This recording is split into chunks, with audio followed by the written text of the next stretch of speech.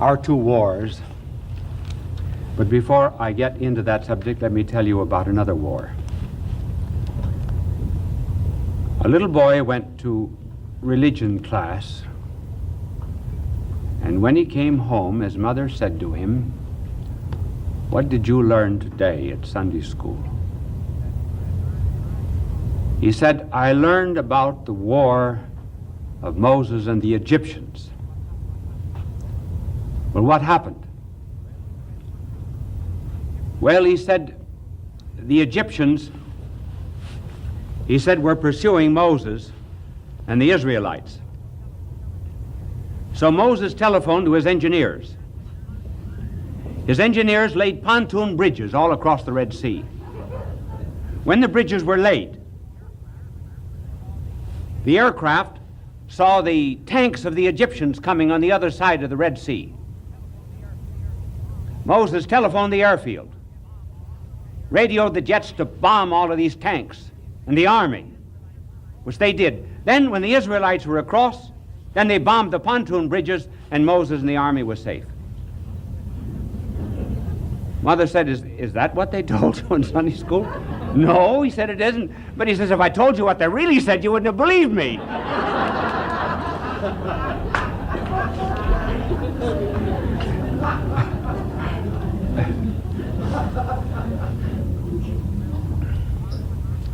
Well, our country is something that's very dear to your heart and to mine. I wonder if it's dear enough.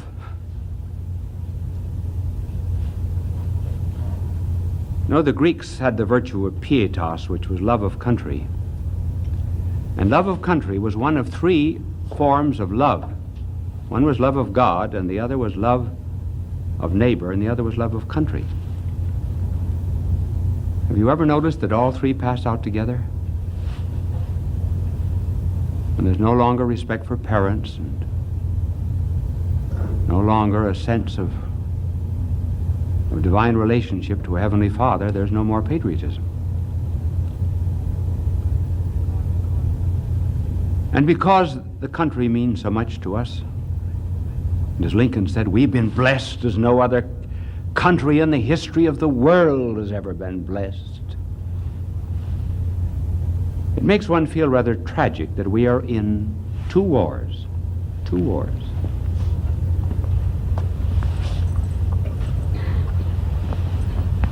One of the wars that we're in is what might be called the protracted war. The other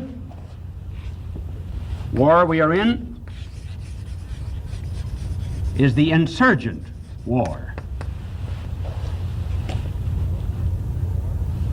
The protracted war is one that we fight outside our country.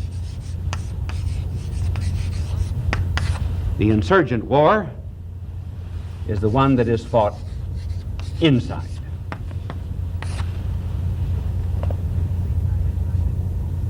The reason I mentioned both at the beginning is because I gave you the title of two wars. I'm going to leave it for a minute. I will come back to it. But I want to tell you about a very false concept of war that we still have in the United States.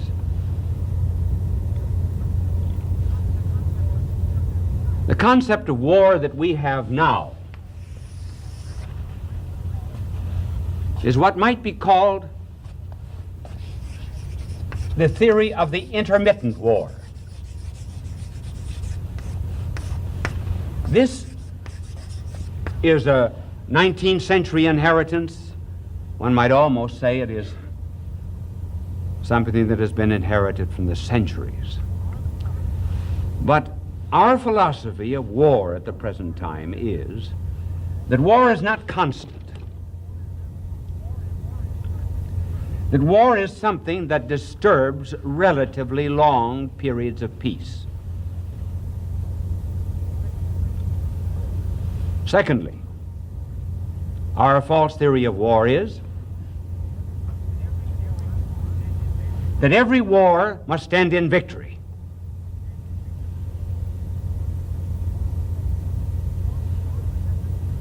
Because we have the theory of intermittent war, if you pick up an American history, you will find, for example, our history in terms of a war, say Civil War, World War I, with the dates after it, say World War I, 1914, 1918, and so forth, World War II, and any other war that we happen to be in. You see, it's intermittent. It is not a continuous thing. Now, I wish to suggest to you, for a better understanding of our country, that this theory of an intermittent war can cause us a great deal of trouble. We must understand what is new in the world. And what is new is something that was introduced in 1917 by the Communist Revolution. The Communist Revolution introduced into the world the notion, did you ever figure out how my angel always, I never tell my angel when to clean a blackboard. Ever notice that? He always knows when to clean it, and if I don't want it cleaned, see, he doesn't clean it. Now sometimes I'll walk away, and he doesn't clean the blackboard. It's not because I walk away. Funny, isn't it? Well, the Soviets have introduced into the world what is known as the protracted war.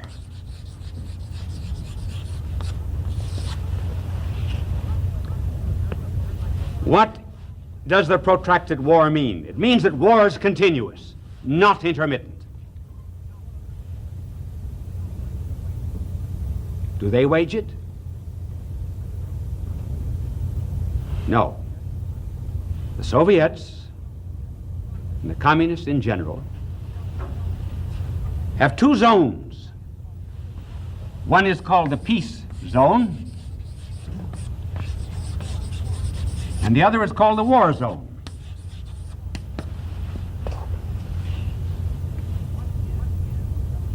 What is the peace zone? The peace zone is Russia.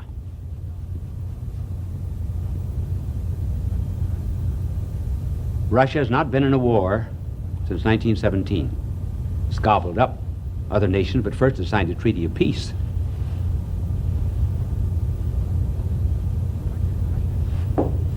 Russia is the peace zone. Russia will not go to war with any other nation until the last war, when they will be victorious.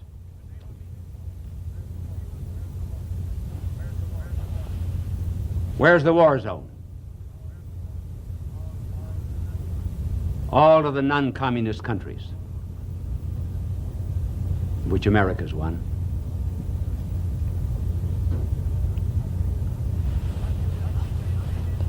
Russia will not send men to a war zone. They'll send planes, tanks, equipment, and all forms of military hardware. But Russia keeps peace at home. And if it fights elsewhere, where we might become involved, it does so by proxy. Who are the proxies? Any of the communist duped countries that will fight because Russia wants them to fight.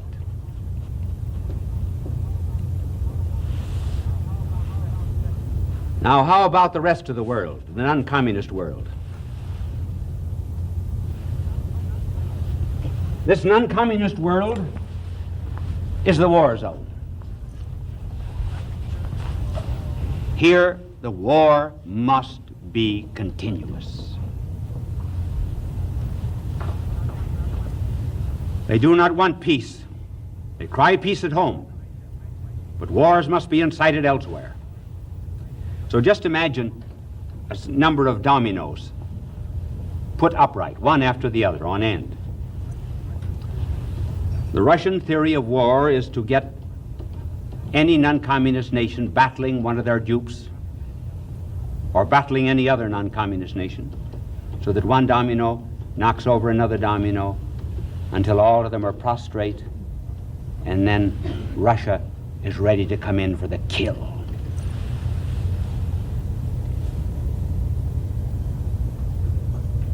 Is this exaggerated? I will give you testimony in a moment. But let me develop a little bit further. See, the great advantage of them keeping this peace zone and not fighting outside of Russia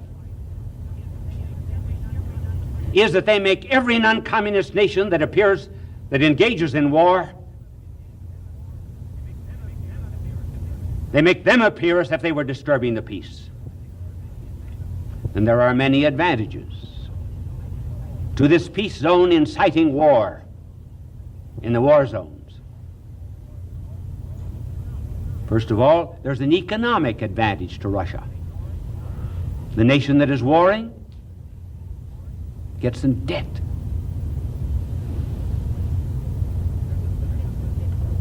There's a political advantage to communism in inciting wars in other nations, such as our own. It disturbs the unity of the people. There is a psychological advantage. The psychological advantage is that they convince the other nations of the world that the one people that is disturbing the peace of the world is, for example, America. And finally, there is a religious advantage to keeping the non-communist nations at war. And the religious advantage is that there will be some in the era of religion who will identify religion with politics and nothing else. So you add this up. Does Russia want peace? Yes, at home. Outside of Russia, what does it want? War. Does it want us to be at war? It does. Does it want us to stop fighting? I'm speaking of the inner core of Russia. No.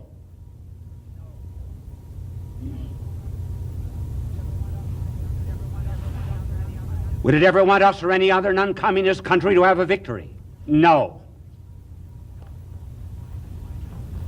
Is this my imagination?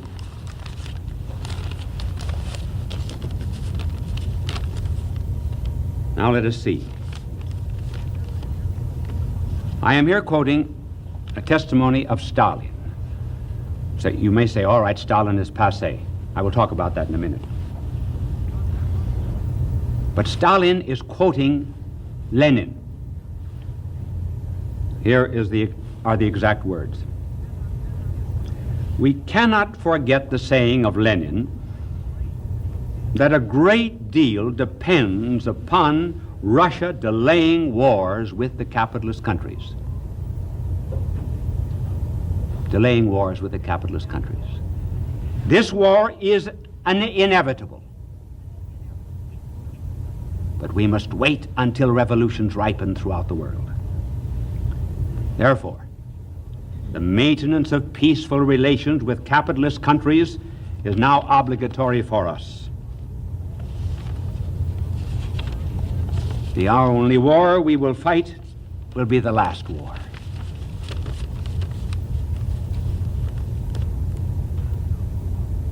That is Stalin quoting Lenin.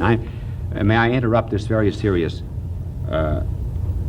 telecast to tell you about a story about Stalin. Remember when Khrushchev came in power and he wanted to de-Stalinize and he dug up the body of poor Stalin, remember? And Khrushchev was carrying around Stalin's body on his back, you know, finding a place to bury it. Couldn't be too public, couldn't have a veneration of Stalin, so he called up Ben-Gurion in Israel. He says, Ben-Gurion, listen, I've got this body of Stalin, dragging it around, I can't bury it any place. Let me come down to see you. So Khrushchev went down to Israel to see Ben-Gurion, and he begged Ben-Gurion if he couldn't bury Stalin in Israel. Ben-Gurion agreed. They signed a treaty, and Khrushchev was happy when he got on the plane to go back to Russia, but just as he was leaving Ben-Gurion, Ben-Gurion says to Khrushchev, he says to Khrushchev, I want you to know that Israel has the highest resurrection rate in the world.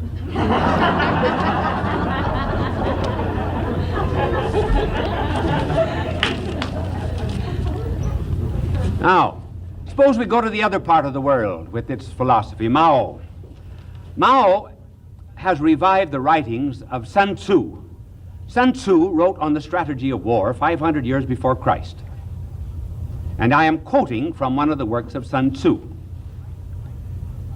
To fight and conquer in your battles is not supreme excellence. Supreme excellence consists in breaking the enemy's resistance without fighting.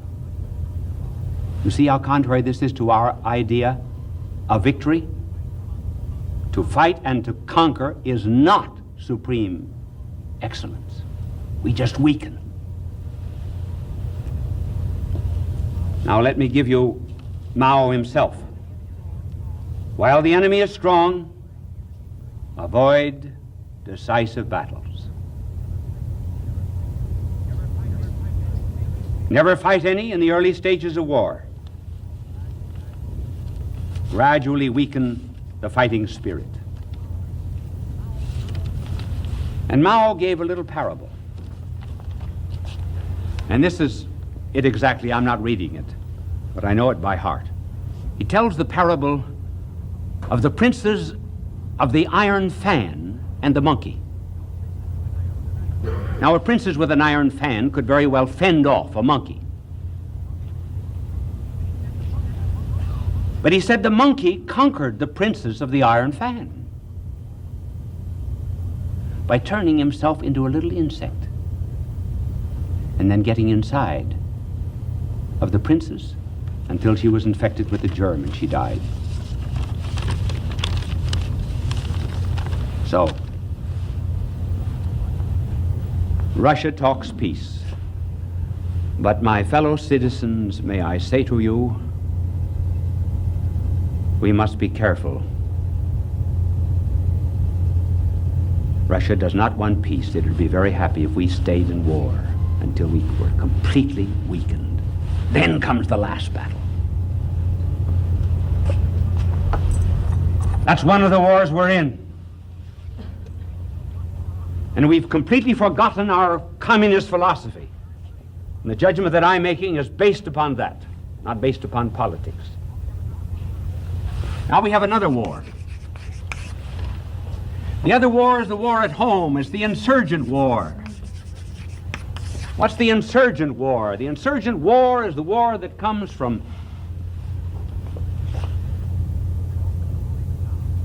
a breakdown of law and authority. The insurgent wars come from a revolution of protest, of being against something without being for anything.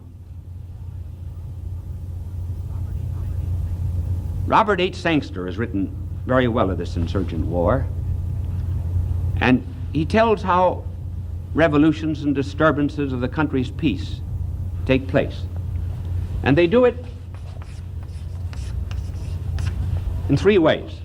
First of all, those groups or leaders that would disturb our country and start an insurgent war, first of all, have a number of Minutemen. That is to say, they are those who can be called out very quickly for any kind of protest. All they have to do is call up a few colleges and a few other groups, and sure, they'll protest. They don't know what they're protesting against, but they're protesting. Those are the Minutemen, ready to run. Next comes the followers. The hangers-on, better. Hangers-on are the people see the placard and they say, yes, this is right, and hear the shouting, and so the crowd is swelled. This is not dangerous. But down at the bottom, the hardcore. And in a group of 50,000, how many would belong to this hardcore? 200. 200. And they'll be equipped with electronic loudspeakers. They're the ones you have to watch.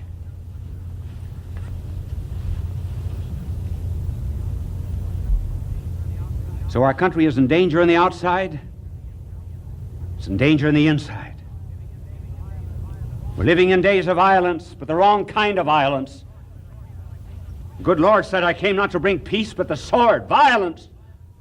But not the violence that hacks off the ear of the servant of a high priest like Peter, who proved himself a good fisherman because that was all he could do was hack an ear when he wished to cut a neck.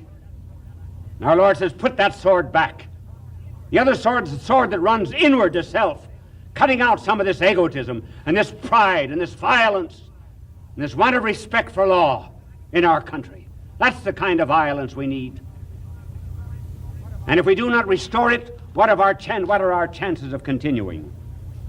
Well, here's a great American, George Kennan. Listen to what he says. You ask me, as an historian, let us say, whether a country in the state this country is in today, with no highly developed sense of national purpose, with the overwhelming accent on life of personal comfort and amusement, with the dearth of public services and the surfeit of privately sold gadgetry, if you ask me whether such a country has, over the long run, a chance of competing with a purposeful, serious, disciplined society such as that of Soviet Russia, I must answer, no.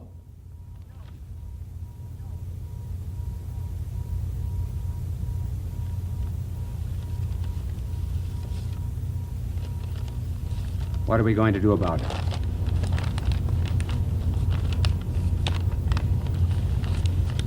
Are our judges going to be so weak they will release every criminal?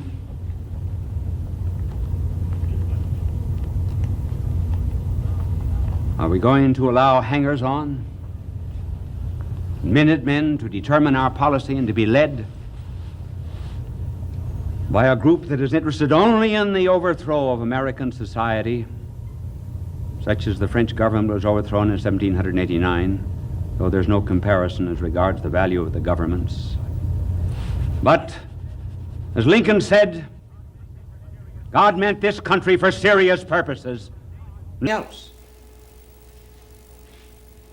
Even, say, a chain smoker, a gambler, an adulterer. The consequences of alcoholism be certainly not to be compared with cigarette smoking, anything of that kind. But there is a parallel, however, in the stages. And here we enumerate the 4 stages in what psychologists will call compulsion and the disease of alcohol. Stage number 1 is suggestion.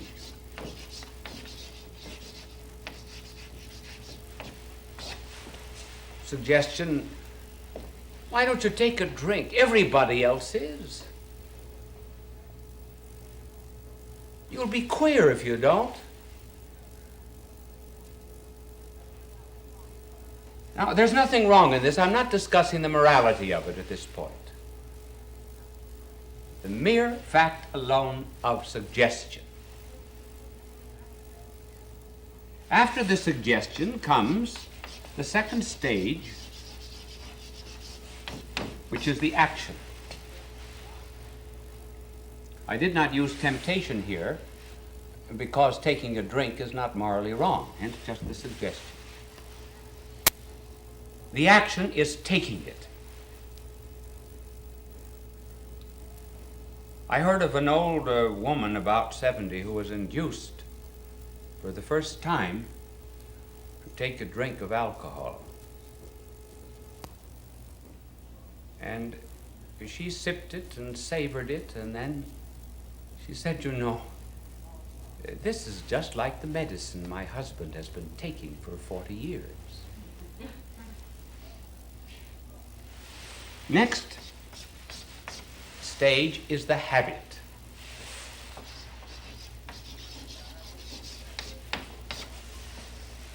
The habit is made up of repeated acts.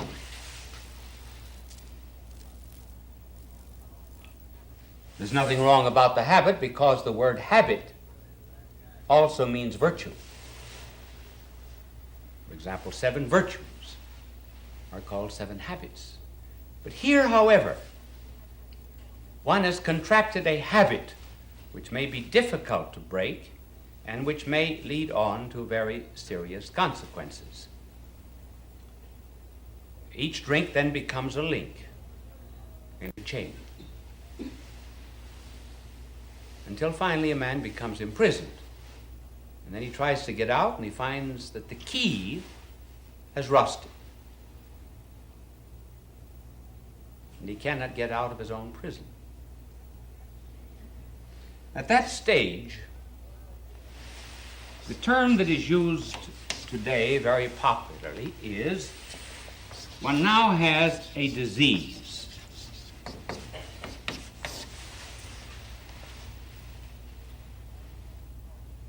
Or a compulsion neurosis. Now, it is true that there is a compulsion.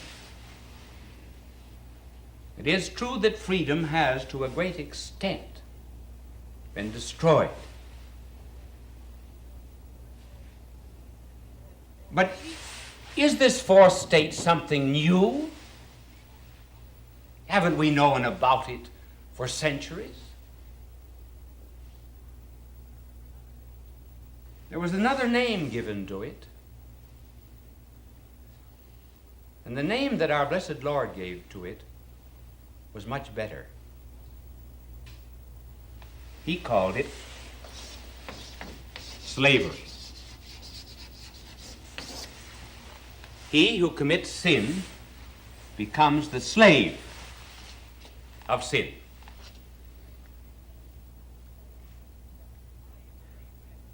Why is slavery a little better than disease?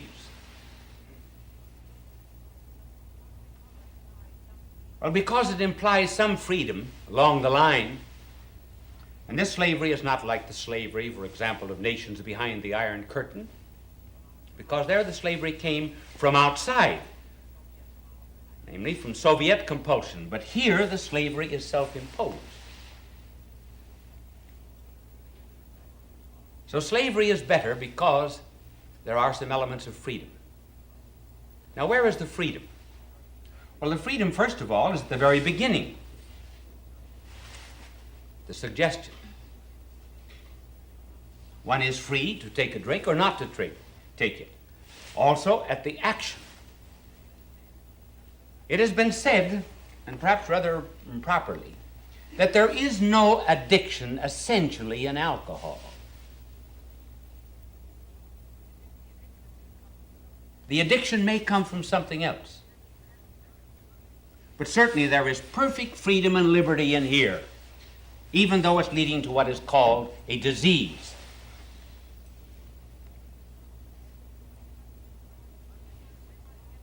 But when one gets down to these stages,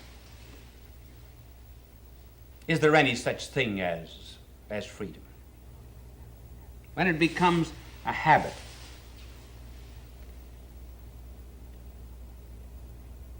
Like a social drinker. What is a social drinker? A social drinker is a person who, in spelling Mississippi, doesn't know where to stop.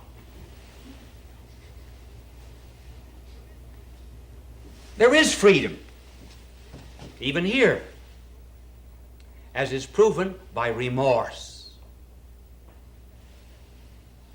The excess drinkers have a remorse. A man doesn't have remorse because he has tuberculosis. He had nothing to do with it. Do not have pangs of conscience because you have diabetes.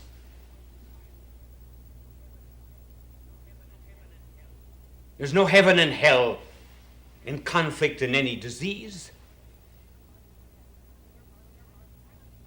So there are psychic consequences involving freedom at this stage which are not to be found in a disease. And another proof that there's freedom even up to this point. I'm not touching the disease element yet. Another evidence of freedom here is the deceit and the cleverness that will be used by alcoholics. Almost all alcoholics are liars. And they do not want to accept the responsibility for what they have done. And they're very, very clever. I really knew one alcoholic. His wife said that she lived with him, her husband, for 2 years, and she never saw him draw a sober breath, but never saw him take a drink. Now, a person who has a disease won't go in the back alley to take a pill. How did he get his alcohol? She watched him and watched him, but never could discover. Well, they lived in a big house, and there was one room where he had a number of loving cups, and they were all arranged in the wall at a different level. So when he would pass from one room to another, he would jump up on a chair, take down one loving cup and empty it, and then go into the other room. And after 2 years, she discovered that that's how he got his drinks. There's freedom involved there. Now, when you come to the disease, what is called the disease, is there still any freedom? Yes. A man who is in the termination of cancer cannot, by an act of will, cure himself of cancer. But it is not unknown that at this stage, those who have the so-called disease break it off. They get a new motivation. They had to be free to do that. In other words, the human heart or the human head has a hole on top. And it's possible for divine grace to get into that.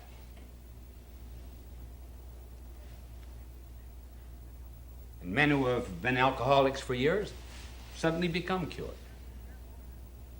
So therefore there is an element of freedom at many of the stages of alcoholism. Now the next question is, why do men drink?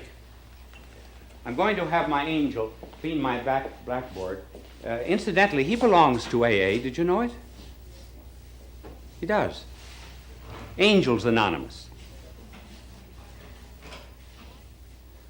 Now, why do people drink?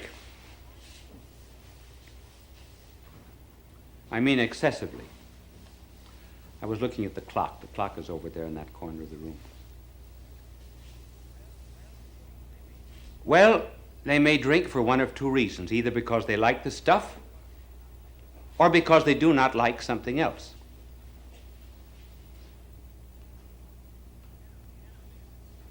Generally, women do not drink because they like the stuff. They drink because they dislike something else, whatever it happens to be. And that is becoming increasingly true of men alcoholics. But there are some who like it. I can remember when I was a boy, my mother and father used to take us every Sunday afternoon to visit an old couple whom we called Uncle Bill and Aunt Hannah. They were not actually an uncle and an aunt, but I think they think he was a granduncle, a grandaunt. I didn't know later on that he was my drinking uncle, My mother and father never told me, but he was, and they told me fantastic stories about being a continuous alcoholic for about 20 years, and Aunt Hannah did nothing but pray and pray and pray for this drunken husband of hers, and finally one day he suddenly broke off, and of all the happy old couples that you ever saw in your life, it was this old couple. And I liked to go there not only because they were happy and told us funny stories, but because they also gave us ginger snaps. And they also gave my brother Tom, he was smaller than I, now a doctor here in New York. That's not a plug for him, incidentally. It's just to identify him. And Uncle Bill always used to give Tom a quarter. And my mother said to Tom one day, "Tom, don't be asking Uncle Bill for a quarter. Will you promise?" So Tom promised he wouldn't. The next Sunday, we drove up. Tom said nothing during the visit, and as we ate ginger snaps. But just as we were leaving, he said, "Uncle Bill, you know." So he got the 25 cents. Now, I was only a boy then, but I think Uncle Bill at one time liked the stuff. But today, men dislike something else. And let me tell you of a test that was made by a Dr. Jules Masserman, which rather shows that alcoholics become such because they're in flight from something else.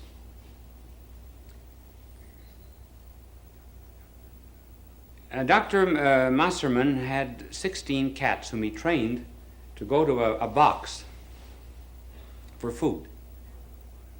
And then after a while, he trained them to press a little red button, and the box would open.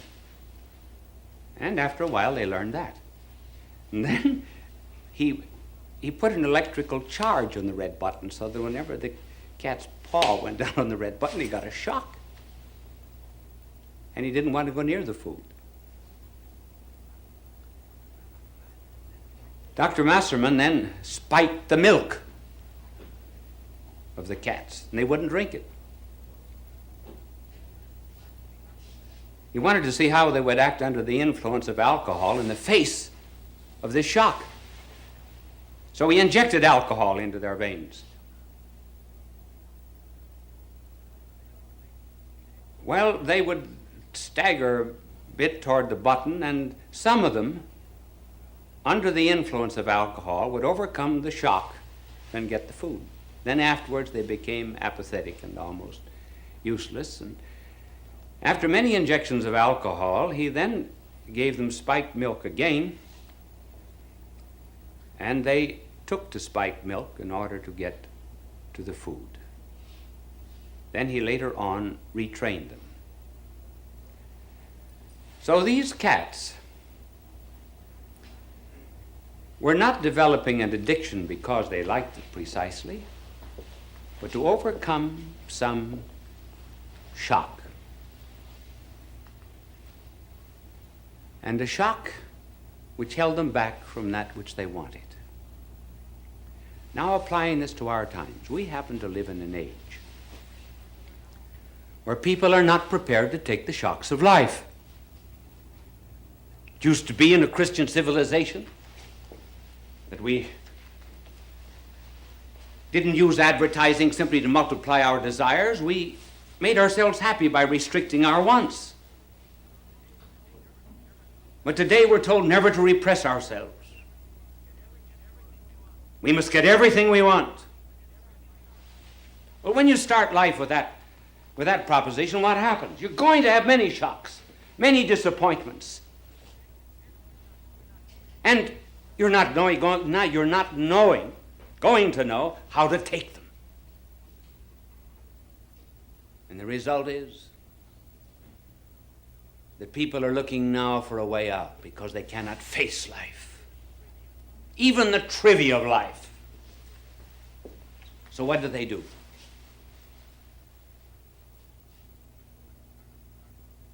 One hardly ever hears it anymore, but years ago, One used to hear it so often said, there's a demon in every bottle. That's not true. Do you know what's in every bottle for an alcoholic? God. God. Not God with a capital G, but God with a small g.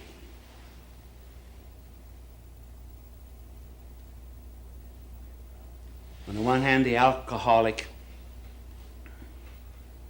or the modern man or woman, his disappointments, frustrations, conflicts. Looking at movies, reading novels, he expected that everything would be fine and happy in marriage, and he finds there's incompatibility. Certainly. Was there ever a marriage that was completely compatible? Then he expected to make more money. Didn't make it. He was criticized. Maybe his wife was hard on him. Maybe he was hard on the wife. At any rate, he felt that the pressure of life was weighing him down. He felt constricted in his heart and in his mind. He wanted release. He wanted a mystical experience. He wanted something that would help him meet the trials of life. And not having God, he found another God. He found it in a bottle. What did that God in the bottle do for him? That God in the bottle gave him courage. It effaced his guilt. So he thought. Why? Because it made him unconscious. It drugged his conscience. He didn't have to think about his sins. He didn't have to think of the way he ruined his wife, or his husband, or his children, or his home. Why? Simply because now he's transported into a kind of a third heaven where he lives a new life, where now he has a fortitude that he never had before, where he's dulled to the pressures of life. His heart, instead of being constricted, is enlarged so that he can take on the whole universe. And life that was saying no to him, now, thanks to the new God that he has, is saying yes. All of the cold experiences on the periphery of life are done away with thanks to this new religion, thanks to this new God, thanks to this new church of a bottle. And now he has this warm center within himself. He has drunk God. And he is a God.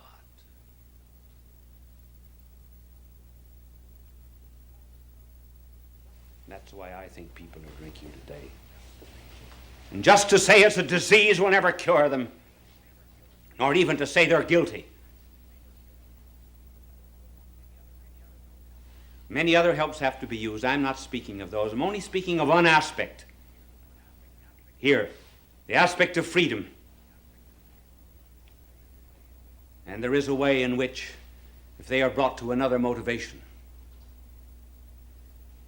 they can be helped. One has to be very careful, even in using the medical means, that one does not leave an empty house.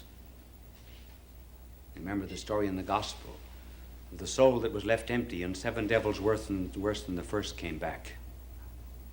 And the last state of the man was worse than the first. One has to fill up this yearning for the infinite. One has to give, as it were, a true mystical experience for all of these false experiences. And that is why the motivation must be divine. There will be some who will not take it, certainly. Just as many will not give up those things that are ruining the health. I've known some instances where it was done very rapidly. I once had a woman